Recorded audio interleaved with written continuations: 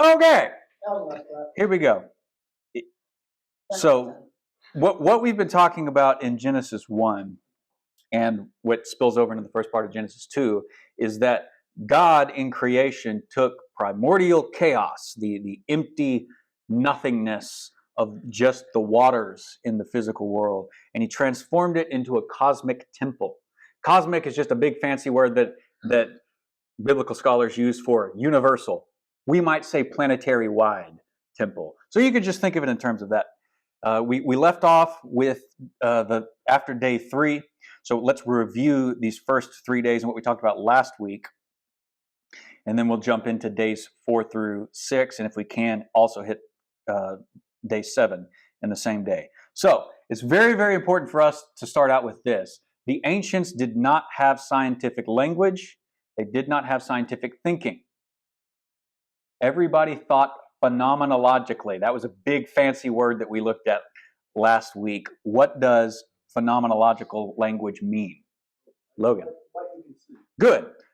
It's a big fancy word, but big fancy words are just there to give a very simple definition. Phenomenological language describes the way things look to the naked human eye. Example, the sun rises on the earth.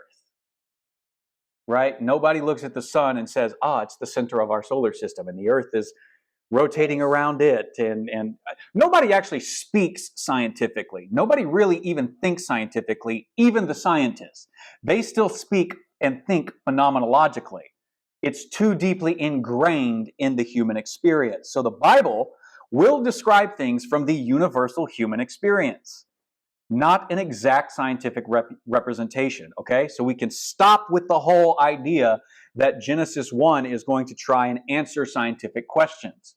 Genesis 1, Genesis 2, eventually when we look at Psalm 74, Psalm 89, creation stories there, Isaiah 45, none of these places are actually trying to speak scientifically, and that's okay.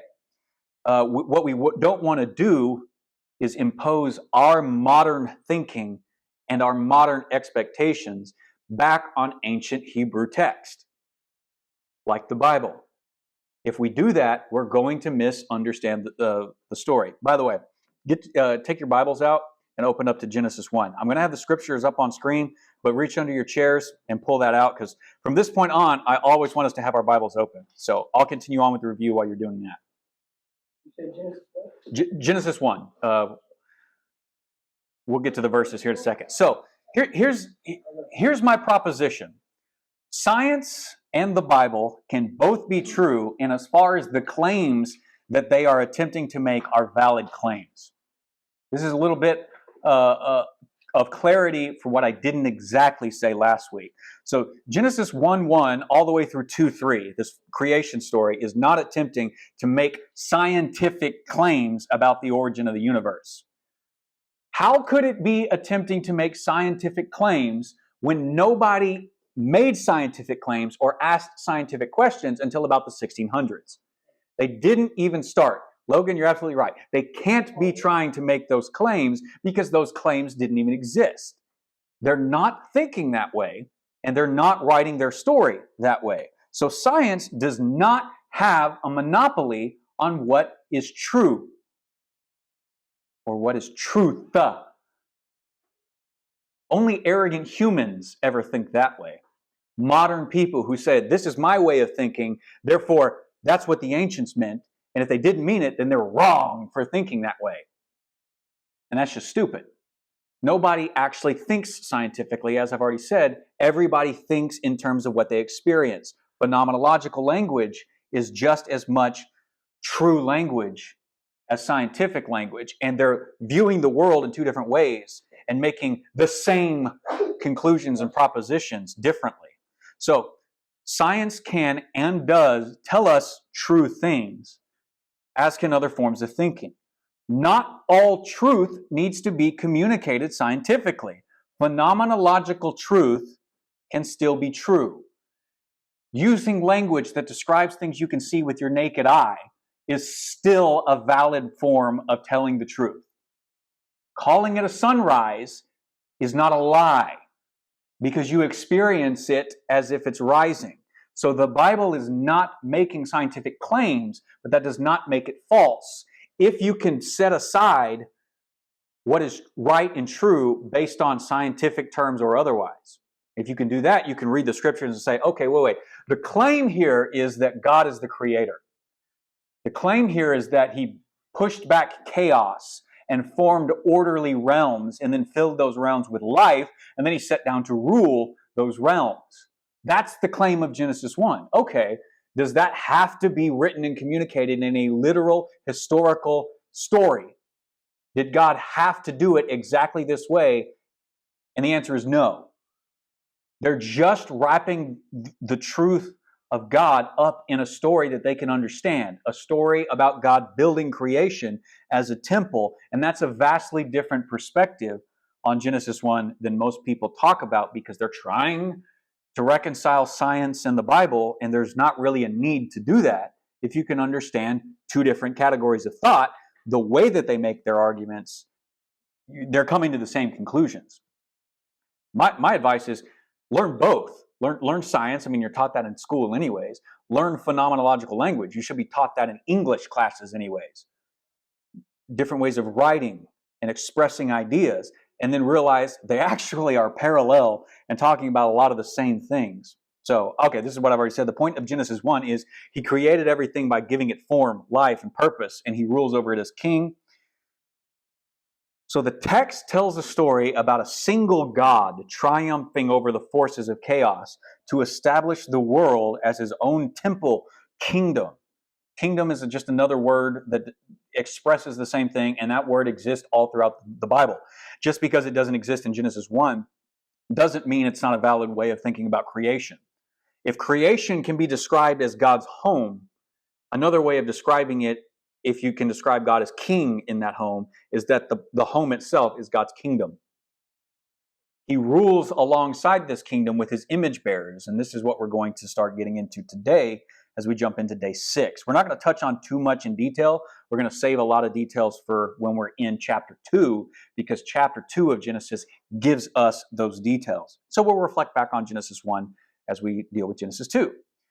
The story of Genesis 1 is trying to tell us why we are here, not how did we get here. As far as how did we get here, the answer is God put us here. God gave us life, as he gave life to everything.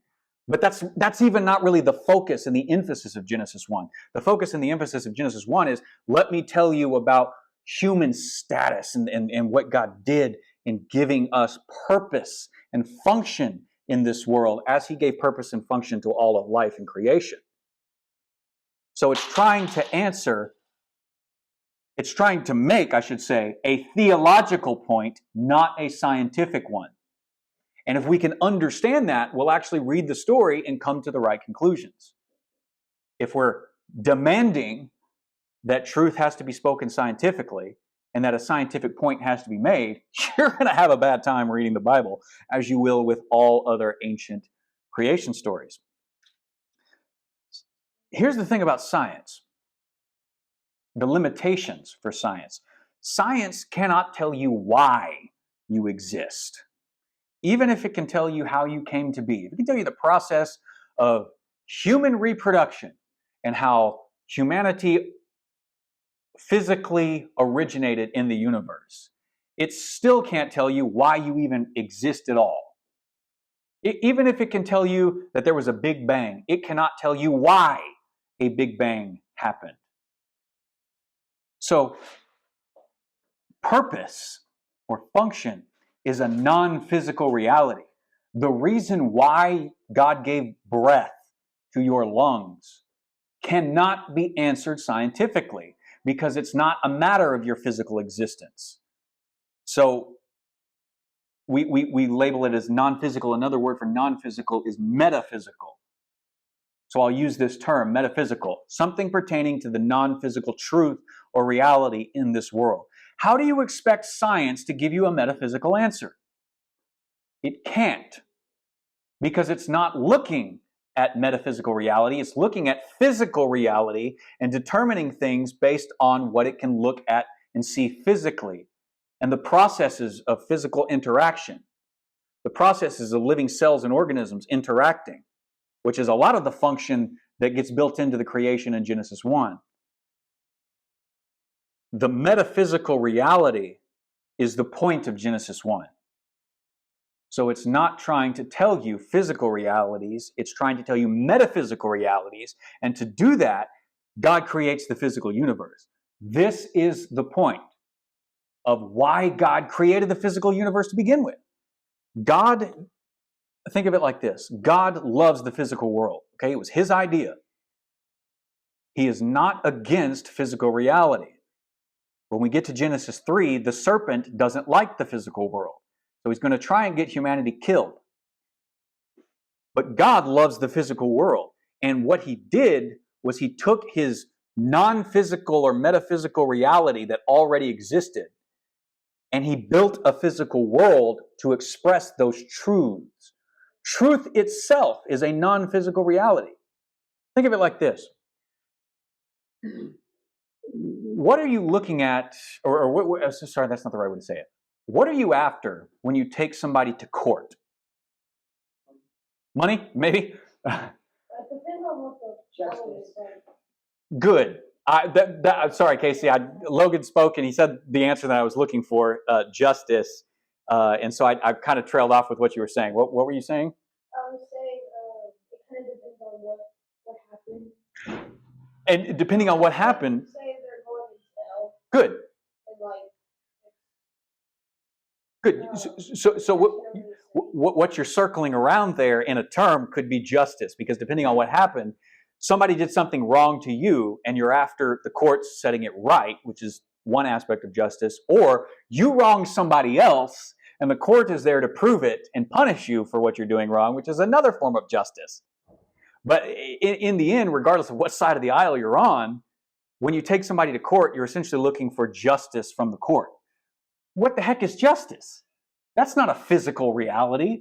You're looking at something that took place in the physical world, and to give you some concept of justice, which is a metaphysical thing, based off the truth, which is a metaphysical thing. And to do that, you might use forensic science to prove this did happen or this did not happen. But the point is to get at the truth of the reality of the past or the reality of something, which is a metaphysical thing, so that you can set up a metaphysical thing, justice in the physical world again. That's what God is after. Something that existed before physical creation, God, and as I'll touch base on a little bit today, his other image bearers in the non-physical world already existed. And God had this idea to let's make physical reality. And let's take this truth that we all live by and let's make it physical and not just non-physical. Science can't tell you why that exists. Science can't get in the middle of that and explain to you why you draw breath. You cannot go looking to science to fulfill the meaning of life, because it doesn't have one and it can't give you one, because the meaning of life is not a physical reality. It's something that is expressed in physical reality. Humanity has a function and a purpose in this world given to you by God. You're designed to embody that purpose in your life. And if we read it this way, with the thinking of the ancient Hebrews guiding us, we will not make the text of the Bible answer questions it wasn't written to answer.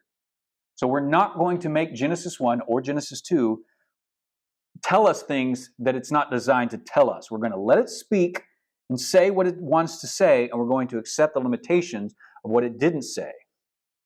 If you want answers to the origins of the physical material, Genesis 1:1 is all you're going to get. Genesis 1:2 all the way through 2:3 is not going to help you answer such questions as where the physical material came from, because it's already present when God began to create out of the primordial chaos in the waters of the deep. The water's already there, but Genesis 1:1 is, as we looked at last week, trying to say, in the beginning God made everything that you can see. And let me tell you how he did it. The waters were there. The Spirit of God was hovering over the surface of the deep. So some physical material was already there.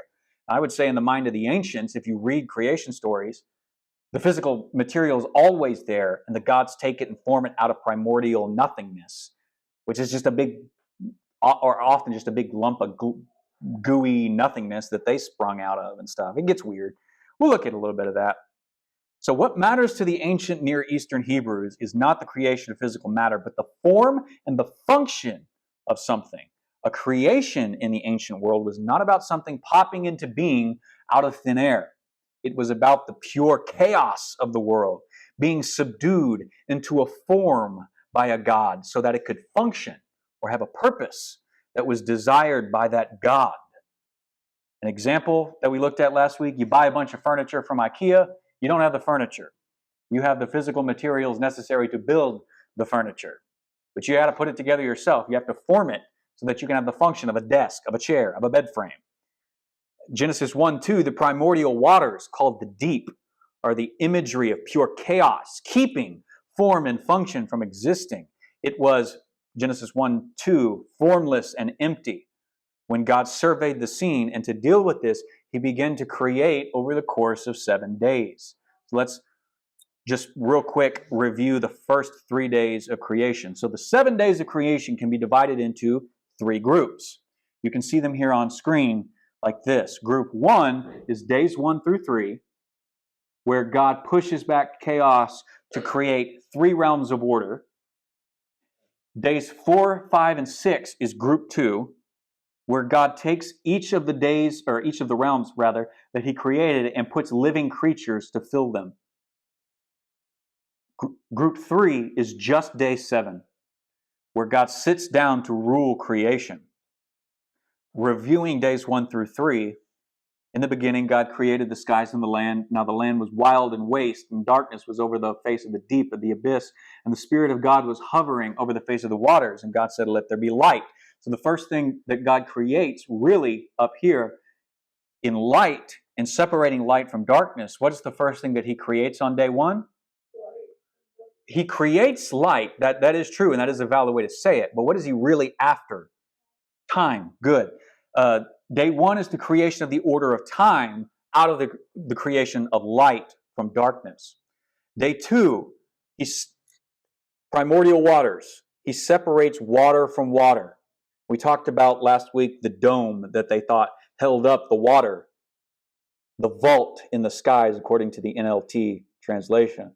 And that vault they thought was a physical dome laying over the flat earth, because it takes a physical object to hold up physical water. So this is how they phenomenologically describe the order of the heavens or the skies.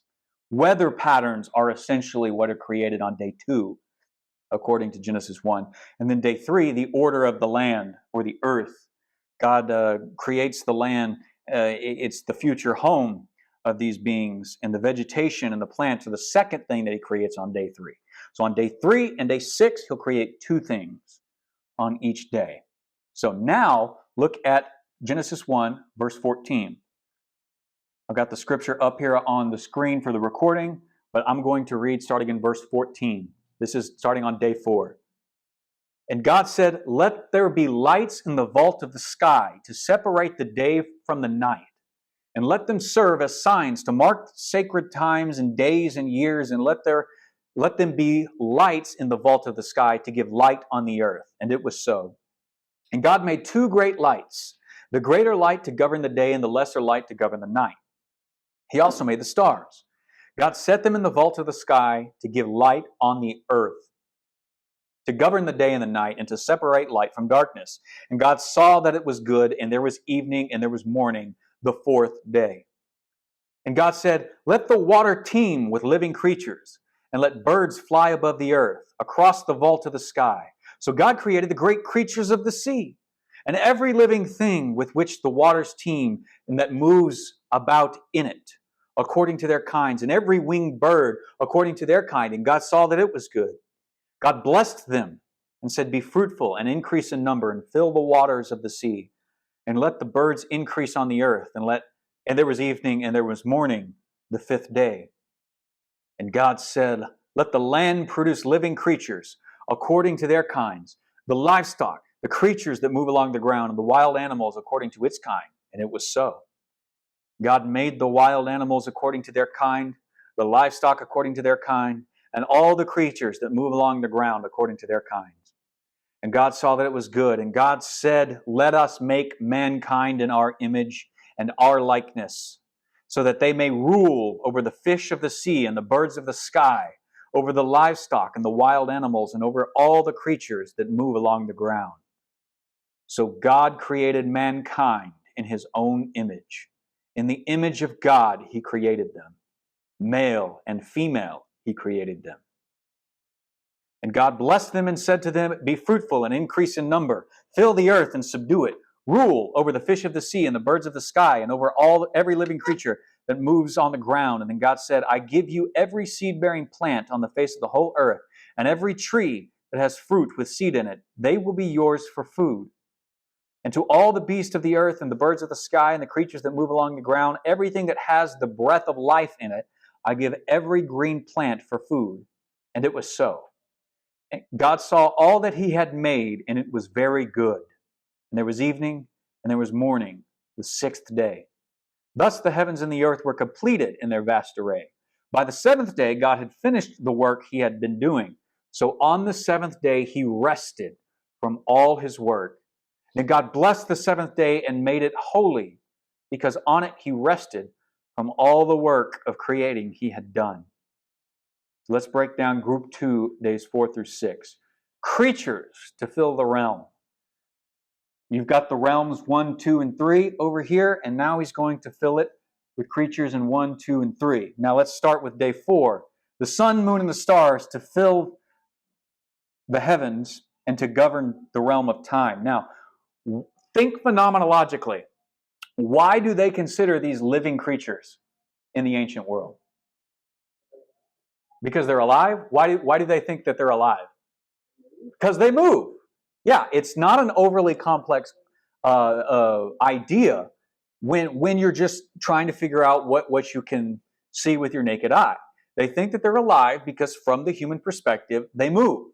So from a certain point of view, and yes, I'm quoting Obi-Wan Kenobi, the sun, moon, and stars are living creatures, at least in the phenomenological mind. It doesn't matter that they don't have the breath of life in them scientifically. They were thought to be living creatures by people who saw them every day and saw a lot more stars than you and I see every night because of city lights, right?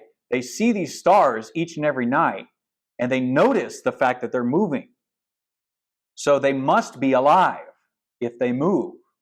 It's a simple idea, but we often overlook the simplicity of it. Day 5. He creates one thing in 2 categories. Life to fill the waters. That's the thing in day 5, but there's 2 halves to that. There's the fish below and there's the birds in the sky. but really it's one creation. Living beings to fill the waters, the realms of the heavens, the waters below and the waters above. So the fish below, the birds in the sky, that's verses 20 through 23. And then day 6, the realm of the land is filled. And now he gets to 2 distinct creatures in the ancient minds. One, the lesser animals, or the lesser creation, I should say, are the animals, all the living things that creep along the ground and fill it. From the big old elephant down to the minute ant, all of those things and everything in between. Hey, I just used a mirrorism. I didn't even mean to. We talked about that last week. Okay, so that's the lesser one, and that comes first. And then you get the second creatures, and they're the greater creatures. These are image bearers. What are they? Image bearers. Good. What do we typically refer to as image bearers? Just scientifically, we call them humans. You're right, but I was looking for the word humans. Let us make humanity in our image. So something shifts here that I want to point out, and we'll come back to this at a later point. Let us make humanity in our image. So there's a plurality of beings here. Interesting. But let's talk about what is the image of God. Because over history, there has been an attempt to claim that the image of God is one thing or another. Well, it's our physical form. We physically look like God. God doesn't have a physical form. So no, you don't. Just because you have posable thumbs does not mean you're an image bearer. If you get your hands cut off, you're still an image bearer. Right, raccoons. I don't know about monkeys, if they technically have posable thumbs or anything. But you would be surprised how some people look at that. What? I believe they do. They might.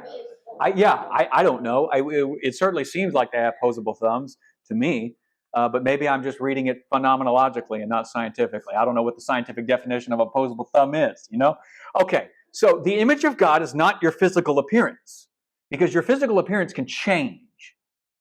The image of God has been proposed to be rationality.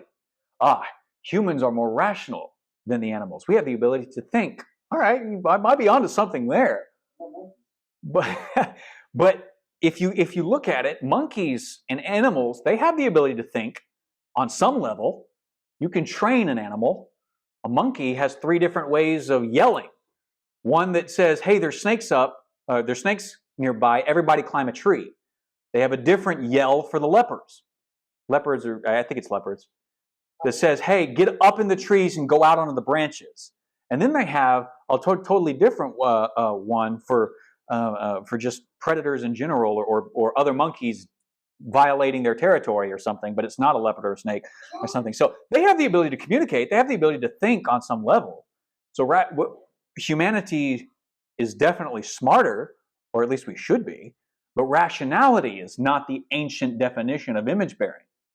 Image bearing is a status, something that you possess right here, right now. No matter where you go in your life, you will possess this status.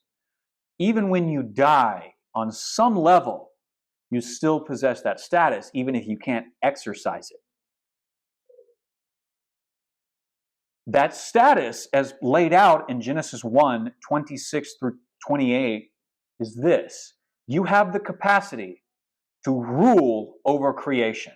You have the status of a ruler, just as God is a ruler, just as our image bearers in this verse up here rule. You are meant to rule this world in some way, shape, and form. That is the purpose given to humans that is not shared by the sun, moon, and stars. They govern time. They don't rule over time. Yeah, neither do humans, but humans get to choose what they're going to do with time in a way that the sun, moon, and stars don't. The rest of creation actually does what we tell it to an extent, especially the living creatures, especially the beings that are created on days 4 and 5. And day 6, these lesser beings, the animals, Everything in creation, let me back up to this picture right here. And let me come over here. Everything in creation since day one has been about what these image bearers of day 6 are going to live in and experience. How do you read this scientifically if light exists here, but it's not coming from the sun, moon, and stars? You can't, and you're not meant to. So you can just lay aside the scientific conundrum here. How does light and day exist when there's no sun and moon and stars? Because that's not what it's about. Time is different. Saying that God created time is different than saying He created sun, moon, and stars to govern time, but that's no less equally true. These corresponding periods of time here are all building towards something. The creation of these beings here, which day 2 will tell us are the man and the woman, Adam and Eve. Humanity and everything is designed to be building towards this, and it ultimately climaxes in the story narratively of God's created work when He creates humans. I'll come back to that in just a second. All humans possess God's image, like a mirror that reflects what shines on it. We're meant to shine and reflect God's rule in the physical world. This is our purpose for being in a very broad sense. We'll specify a lot more stuff when we get into chapter 2, but I want you to just get that big picture. You're meant to rule, just as the us do in the non-physical world. So who is the us in verse 26? The us is God's non-physical family.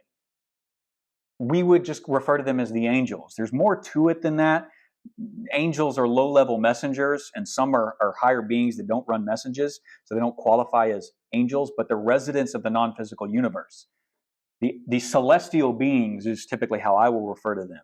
God's non-physical family that He already created, that are already in existence, but don't do anything at this creation except stand there and observe God create.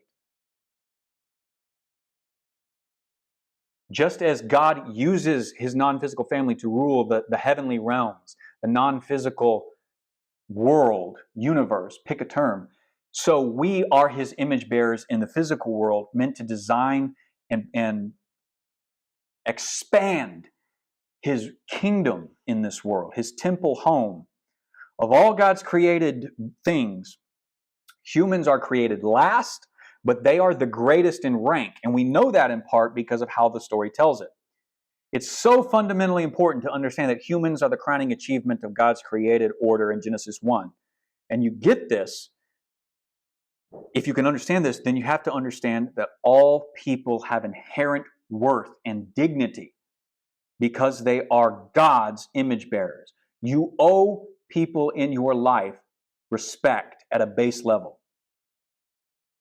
You owe your parents respect at a base level. You owe your siblings respect at a base level. You owe your classmates and your teachers, not just police and government officials and stuff. You owe everybody a certain level of respect because they bear God's image.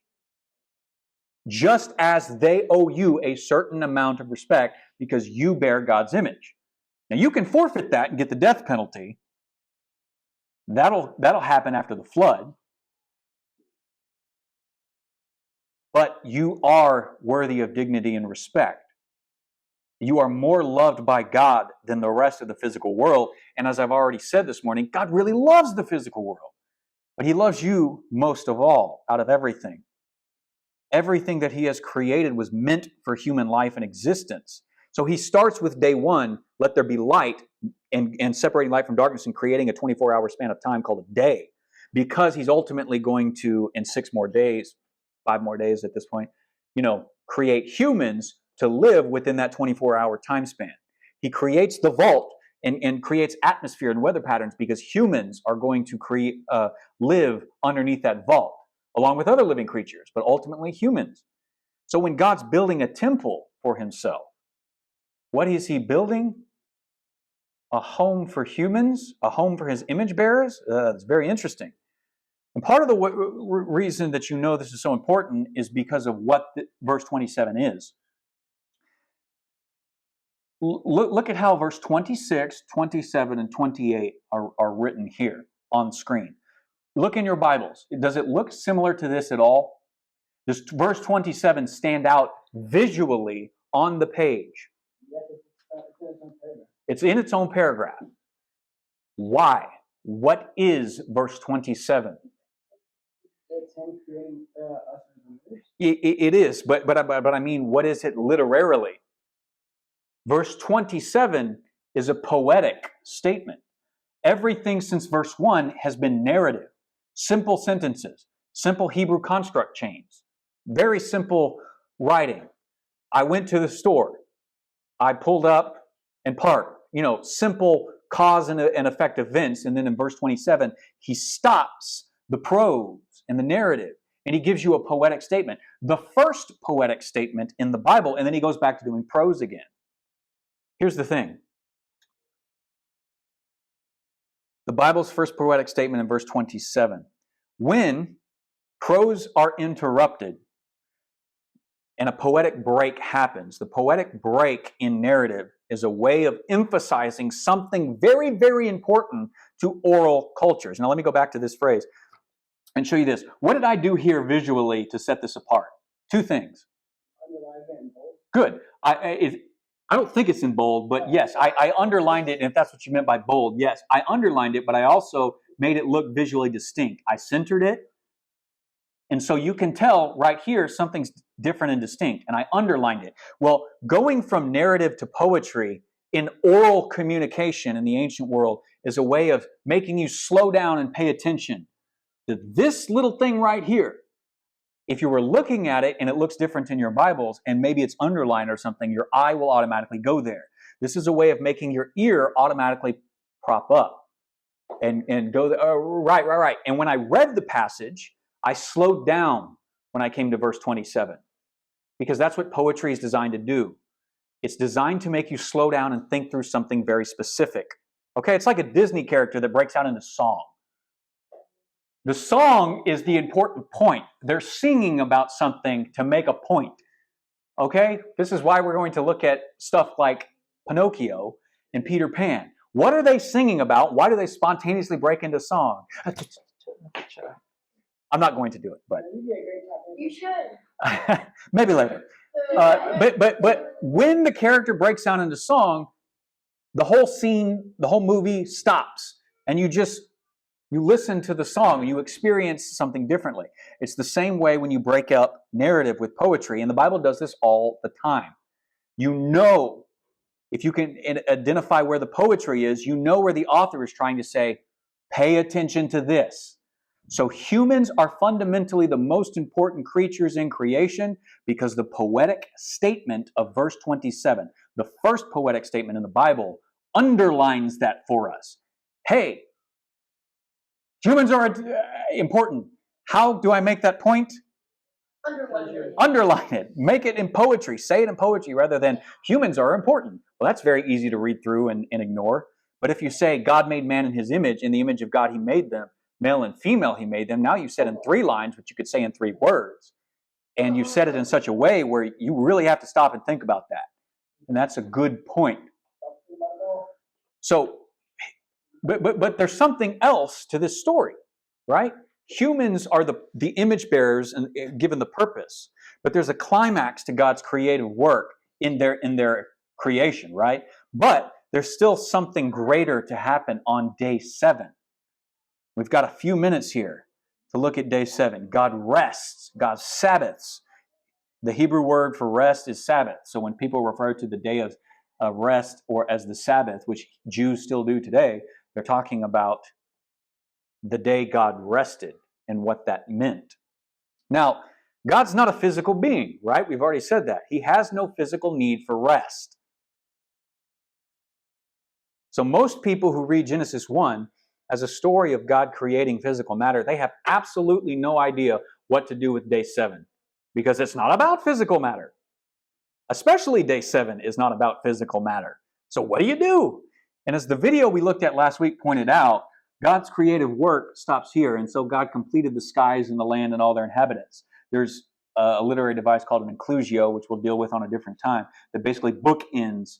This is the account of how the heavens and the earth were created. Bookends that and then goes on to a more like a theological climax. If creation is the physical climax, of God's work in that He made humans. The Sabbath is something even beyond that. And although we don't know what to do with that, the ancients thankfully knew exactly what to do with that. And we're out of time, so I'm going to let you go. And next week we won't have Sunday school. So 2 weeks from today, we'll look at the Sabbath and how this is the most important part of the story and puts it in context for us how we're supposed to read everything.